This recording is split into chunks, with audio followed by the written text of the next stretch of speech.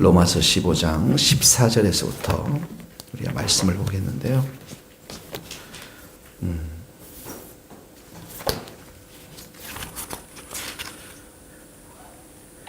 네.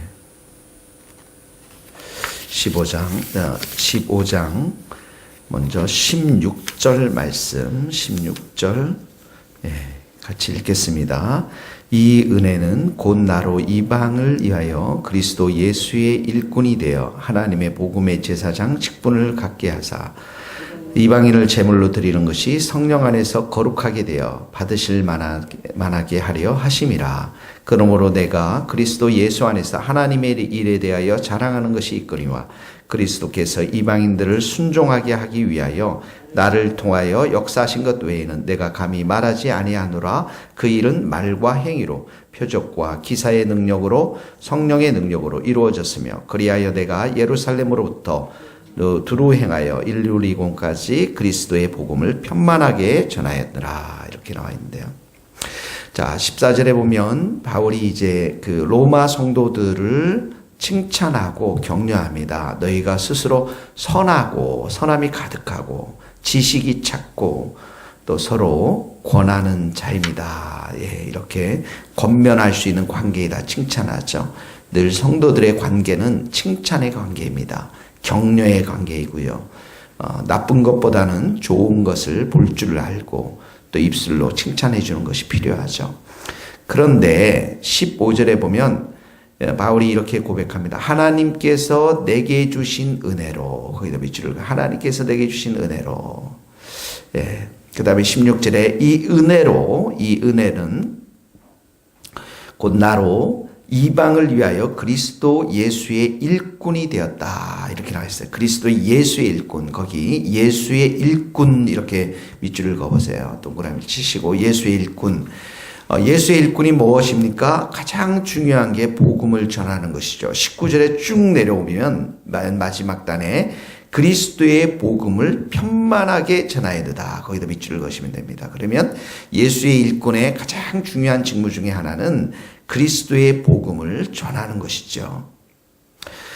자, 예수 그리스도의 복음을 전하는 것인데 그래서 예수의 일꾼이라고 했는데 오늘 본문에 보니까 16절에 다시 돌아오면 이 바울이 이렇게 고백합니다. 또다시 하나님의 복음에 제사장 직분을 하게 하사. 이렇게 제사장 직분. 거기 제사장 직분이다 동그라미를 한번 쳤어요. 제사장이란 무엇입니까? 하나님과 사람 사이의 중보자로서 하나님과 사람 사이 백성들 사이의 중보자로서 백성을 대신해서 하나님께 제사를 드리는 사람들이 제사를 드리는 사람. 그러니까 예수님도 왕으로 오셨죠. 선지자로 오셨죠. 제사장으로 이 땅 가운데 오셔서 화목 제물로 자기 자신을 바치지 않습니까? 자, 제사장의 직분으로서 그러면 제사장이 직분인데 여기 보니까 16절에 동그라미 쳐서 이방인을 위하여 이렇게 나왔죠. 그 다음에 이방인을 제물로 동그라미를 치시고 또 18절에도 보면 이방인들을 순종하게 하기 위하여 이렇게 나와 있습니다. 일꾼의 가장 중요한 직무 중에 하나는 복음을 선포하는 것이라고 말했습니다. 복음을 선포하는 것. 그러니까 제사장의 가장 중요한 직분 중에 하나도 뭐냐면 사람들을 하나님 앞에 대신해서 나가서 제사를 드리는 거니까 사람들에게 복음을 전파하는 것입니다. 다른 이로서는 구원을 얻을 수 없나니 천하 인간의 구원을 얻을 만한 다른 이름을 우리에게 주신 일이 없느니라. 예수 그리스도의 복음을 선포하는 것. 이것이 일꾼의 직무고 제사장의 직무인데 특별히 여기 보면 제사장이라는 직분은 제물이 있어야 되잖아요. 제물이 있어야 되는데 이 제물이 누구냐면 이방인들이에요. 이방인을 하나님께 드리는 것인데 여기에 보니까 성령 안에서 거룩하게 하고 16절에 이렇게 나와 있습니다. 거기를 동그라미 쳐 성령 안에서 거룩하게 하고 18절에도 이방인들을 순종하게 하기 위하여 성령 안에서 거룩하게 하고 그러니까 제물을 바치는데 이 이방 사람들을 하나님 앞에 제물을 드리는데 거룩한 제물로 드리는 것이죠. 성령 안에서 거룩한 제물, 소위 다시 말하면 성화된 하나님의 백성들로 하나님께 바쳐지는 것을 말하는 것입니다. 하나님이 우리에게 원하는 것은, 찾으시는 재물은 건물이나 우리의 돈이나 우리의 계획들이나 우리가 가지고 있는 장비들 이런 것이 아니라 사람들의 삶을 찾고 계신다라는 거예요. 사람들의 삶. 그 삶이 어떤 삶입니까? 성령에 의해서 구별된 삶. 성령에 의해서 거룩하게 된 삶. 거기다 적어놓으실 로마서 12장 1절에도 너희 몸을 하나님이 기뻐하시는 거룩한 산 제사로 하나님께 드려라. 이렇게 나오지 않습니까? 죄의 삶이 아니라, 욕심으로 가득 찬 삶이 아니라 자기가 중심이 되어서 자기의 계획을 따라서 살아가는 것이 아니라 예수 그리스도를 그 마음에 모시고 왕으로 모시고 주로 모시고 예수님께 우리의 입술과 마음과 행위가 우리의 삶 전체가 거룩하게 바쳐지는 것, 그렇게 돕도록 하는 것이 바로 제사장의 직분이라는 것입니다. 그러므로 오늘도 우리의 삶이 이 땅 가운데 불러준 삶이 어떤 삶입니까? 베드로전서 2장 9절에 보면 너희는 택하신 족속이요 왕 같은 제사장들이라 이렇게 나오지 않습니까? 우리 제사장의 직분을 가지고 있는 거야.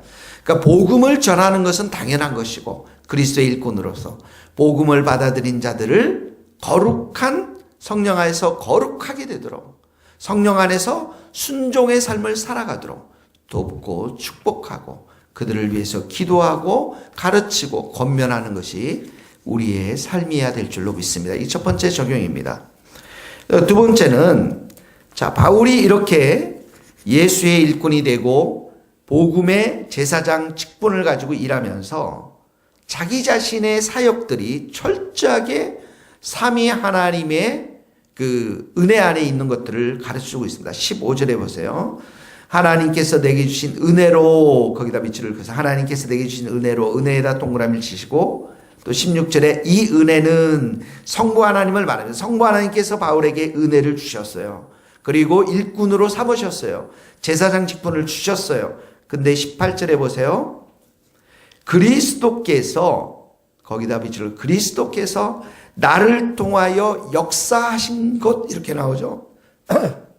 예수님께서 역사하셨다라는 거예요. 예수님께서 늘 도와주셨다라는 것이죠. 역사하신 것 외에는 내가 감히 말하지 않고, 또 보면 동그라미 치고 행위, 바울이 복음을 선포했어요. 또 삶 속에서 그의 복음을 증거했어요.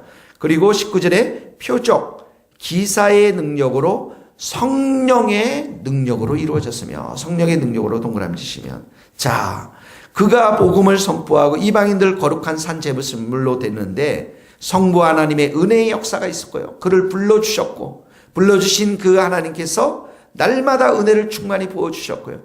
그리스도께서 이 역사해 주셨고요. 함께해 주셨고요. 그리고 성령의 능력으로 이 모든 일들이 이루어지고 있다는 거예요. 그러니까 특별히 사도행전에 보면 성령의 능력에 대해서 우리에게 말하고 있지만 언제든지 우리의 삶 가운데는 이런 삼위 하나님의 역사가 날마다 있어야만 우리가 이런 제사장의 직분들, 일꾼의 직분을 감당할 수가 있었던 것이죠. 특별히 복음 사역에 있어서의 성령의 역사심. 바울이 거기다 적어놓으세요. 사도행전 19장 11절 12절에 보면 하나님이 바울로 하여금 희한한 능력들을 갖게 하는데요. 심지어 바울의 손수건 그리고 앞치마를 가져다가 병든 자에게 얹어서 그 사람이 병이 떠나고 귀신들이 떠나가는 역사가 있게 되어지는 것들을 보게 되어집니다. 성령의 역사심이죠. 오직 성령이 너희에게 임하시면 너희가 권능을 받고, 이렇게 나오죠. 권능을 받고. 사도행전 1장 8절 온 예루살렘과 온 유대와 사마리아 땅 끝까지 이르러 내 증인이 되리라, 이렇게 나오지 않습니까? 고린도전서 2장 4절, 그것도 적어놓으시면 좋습니다. 고린도전서 2장 4절에도 바울이 이렇게 보면 내 말과 전도함이 지혜의 권하는 말로 하지 않고 자신의 말로 하지 않고 성령의 나타나심과 능력으로 하여 이렇게 기록되어 있습니다. 그러니까 이 말씀을 우리에게 적용한다면 오늘도 우리가 성부 하나님께 나로 하여금 은혜를 충만히 채워주옵소서.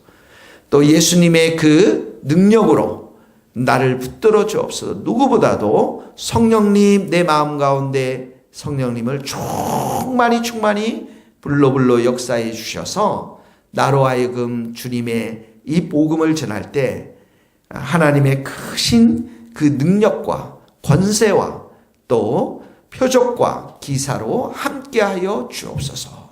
이 성령님께 우리가 의지해야 될 줄로 믿습니다. 자, 마지막으로 보면 그래서 20절에 보면 바울이 이렇게 고백합니다. 같이 읽읍시다. 시작.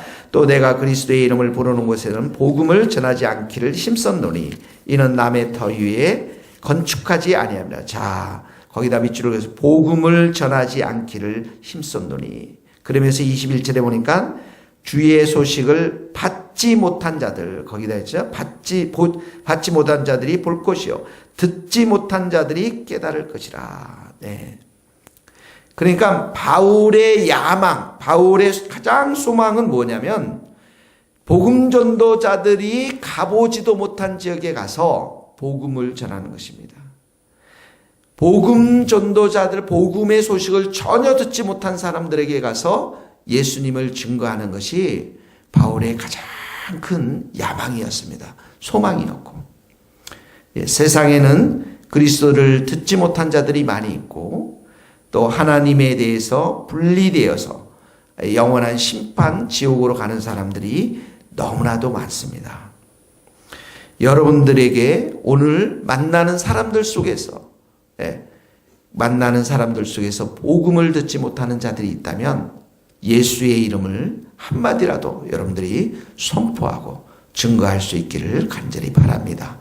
오늘 적용은 이렇게 바울을 일꾼 삼으시고 제사장으로 삼아서 복음 선포를 하게 하시고 거룩한 산 제물로 사람들을 세웠던 것처럼 오늘 우리도 만나는 사람들에게 복음을 전하고 그리고 오늘 삼위 하나님, 특별히 성령의 능력으로 이런 일들이 일어나게 해서 정말 하나님이 예비한 그 영혼이 구원받을 수 있는 그런 역사가 있게 되기를 주님의 이름으로 축복합니다. 기도하시겠습니다. 하나님 아버지 감사합니다. 우리들에게 제사장의 직분을 주신 것을 감사합니다. 우리들에게 예수님을 주셔서 감사합니다. 내 속에 역사하시는 그 예수님, 내 기도에 응답하시는 예수님, 내 인생을 인도하시는 하나님의 은혜, 날마다 나의 영 가운데 성령으로 기름 부으시고 충만케 하시는 그 성령님, 오늘도 우리의 삶이 예수님을 증거하는 복된 삶이 되기를 간절히 소원합니다. 우리가 만나는 사람, 우리에게 붙여주는 사람, 주님이 우리와 함께 우리에게 예수 그리스도를 증거하라고 붙여주는 줄 믿습니다.